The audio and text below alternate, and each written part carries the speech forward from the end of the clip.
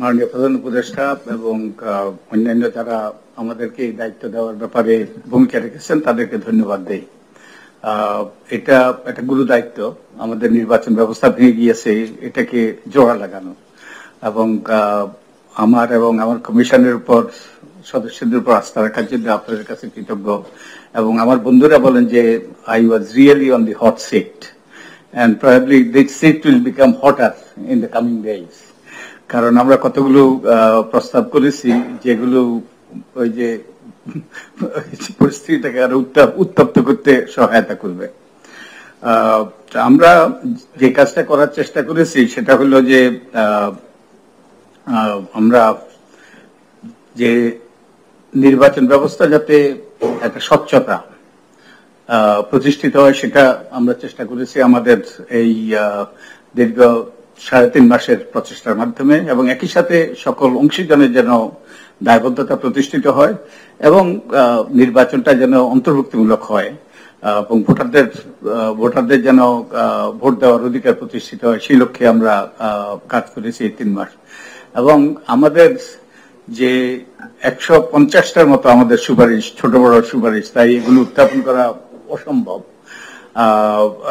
তবে আমাদের কিছু সুপারিশ আছে সংবিধান সংশোধন সংক্রান্ত, যেগুলো অনেকটাই মিলে যায় আমাদের প্রতিবেশী, আমরা প্রতিবেশী ছিলাম, সেই প্রতিবেশী তাদের যে সুপারিশ, তাদের সুপারিশের সাথে আমাদের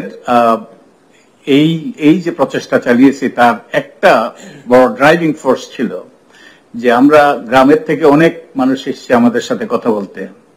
তাদের 2-1 বলে গিয়েছে আমাদেরকে যে এই যে সুন্দর বিল্ডিংটা আপনারা বসছেন, আমরা সংসদ ভবনে বসি, এই ইমারতে যেন আর যেন কুৎসিত লোক আসতে না পারে।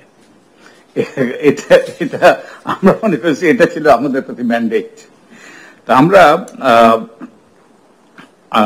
18টা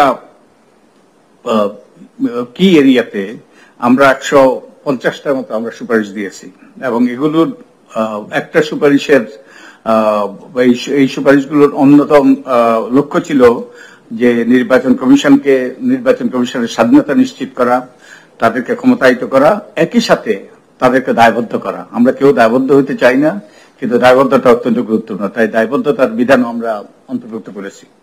এবং democratisation and accountability of political parties, এটা চারটিখানি কথা নয়, এটা বলা সহজ, কিন্তু এটা আমাদের করতে হবে। যদি দলগুলোর মধ্যে গণতন্ত্র প্রতিষ্ঠিত না হয় তাহলে রাষ্ট্রে আমাদের সরকার ব্যবস্থা আমরা গণতান্ত্রিক শাসন প্রতিষ্ঠিত করতে পারবো তা সে আশা করা দুরাশা।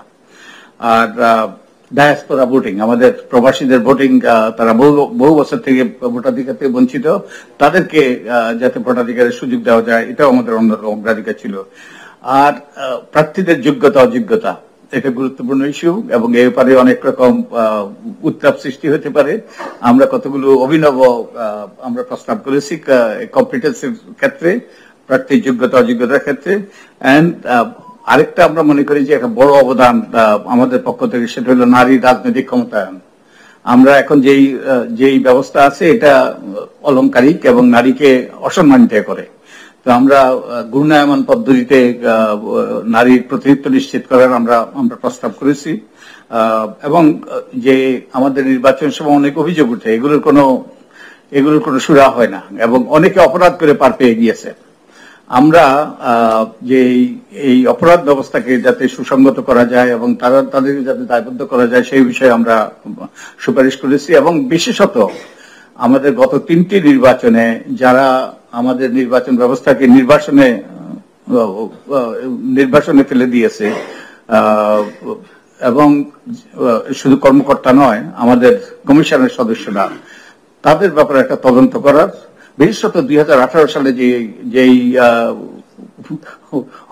অভূতপূর্ব কাণ্ড ঘটেছে মধ্যরাতে, সে ব্যাপারে একটা তদন্ত করে তাদেরকে বিচারের আওতায় আনা গুরুত্বপূর্ণ বলে আমরা মনে করি, দায়বদ্ধতার আওতায় আনা গুরুত্বপূর্ণ বলে আমরা মনে করি। আমরা যেটা আমাদের আমরা 18টা বোধহয় একটা করে বলতে গেলে অনেক সময় লাগবে, তো আমরা বিশেষত নির্বাচন কমিশনকে শক্তিশালী করার ব্যাপারে এবং তাদেরকে কার্যকর করার ব্যাপারে আমরা গুরুত্ব দিয়েছি এবং আমরা কয়েকটা আইনের খসড়া তৈরি করেছি এবং আরো দু একটা তৈরি করার প্রক্রিয়া আছি। আমাদের একটু সময় দিতে হবে। আমরা নির্বাচন কমিশনের জন্য একটা কম্প্রিহেন্সিভ, আমরা প্রাথমিকভাবে মনে করেছিলাম যে আমরা একটা নির্বাচন কমিশন নিয়োগ আইন করব। তো আমরা পরবর্তীতে আমাদের উপলব্ধিতে আসলো যে একটা নির্বাচন কমিশনের জন্য একটা কম্প্রিহেন্সিভ আইন করা দরকার, যেমন দুদকের আইন আছে এবং সরকারি কর্ম কমিশনের আইন আছে, সেরকম একটা আইন। আর আরো অনেকগুলো আইন আছে যেগুলো সংস্কার করা দরকার, যে গভীরভাবে এগুলো বিশ্লেষণ করে সংস্কার করা দরকার। আমরা অনেকগুলো আমরা এর মধ্যে গুছিয়ে এনেছি। তো আমাদের এই আইনগুলো তৈরি করার ব্যাপারে আমাদেরকে একটু সময় দিতে হবে। তো আমরা অ্যাগেইন সময় শেষ। আমরা যে কাজটা করার চেষ্টা করেছি, সংস্কার by definition is big bang, it will have to be big bang approach. যদি ইনক্রিমেন্টাল হয় এটা কোনো সংস্কার হয় না। কিন্তু আমরা যেটা মনে রেখেছি, পাবলিক ইন্টারেস্ট এবং রেলিভেন্স, এই দুটো বিষয় বিবেচনা রেখেই আমরা আমাদের প্রস্তাবগুলো উত্থাপন করেছি। তো আপনাকে ধন্যবাদ এবং আমি কৃতজ্ঞতা। আমি মনে করি আমার জন্য ব্যক্তিগতভাবে আমি জীবনে অনেক অ্যাসাইনমেন্ট করেছি। I am not a spring chicken, আমি বয়োজ্যেষ্ঠ মানুষ।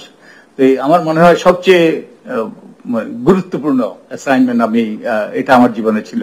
তো আপনাকে এবং আপনার সহকর্মীদেরকে ধন্যবাদ এবং আমি একই সাথে আমার সহকর্মীরা যারা অক্লান্ত পরিশ্রম করেছেন তাদেরকে ধন্যবাদ দিই। আমরা একটা সার্ভে করেছি এবং একই সাথে আমরা হাজার হাজার ব্যক্তির এই সার্ভেতে প্রায় 50,000 ব্যক্তি এই সার্ভেতে অংশ নিয়েছে।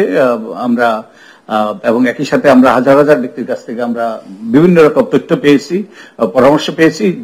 প্রত্যেকটা বাংলাদেশি, যেটা অভিনব সেটা হলো প্রত্যেকটা বাংলাদেশির কিছু না কিছু বলার আছে, তাদের কিছু না কিছু পরামর্শ আছে। এই পরামর্শগুলো আমরা একত্রিত করে আমরা আমাদের প্রস্তাব সুপারিশ উত্থাপন করার চেষ্টা হয়েছে। আপনাকে ধন্যবাদ এবং আপনার সহকর্মীদেরকে ধন্যবাদ, আমার সহকর্মীদেরকে ধন্যবাদ।